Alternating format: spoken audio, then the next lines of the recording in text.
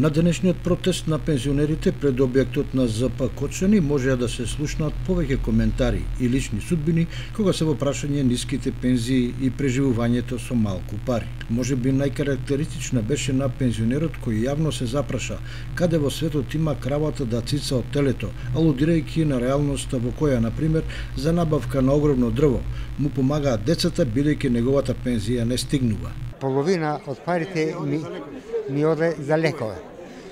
Дојде време да не можам да вачките према државата да си ги платам. И кога не можам државата ќе ме подгоне, јас монам сакал некел да бидам против државата и да се борам за своите права. Оваа држава ја градевме и ние пензионерите. А сега сме не на крајот, не знам каде дека сме више ставени, како да не постоеме во оваа држава. За дрва не знам како ќе биде, ако не са децата, не знаеме што ќе биде. А што са дужни децата?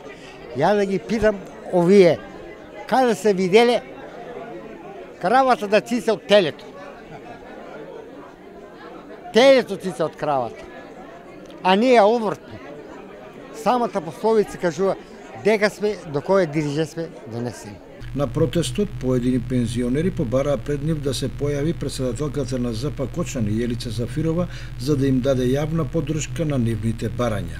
Телевизија Кочани дознава дека ЗП Кочани веќе испратило писмено барање до СЗПМ минималната пензија да се изедначи со минималната плата и да изнесува околу 20.000 денари, како и други барања во интерес на пензионерите.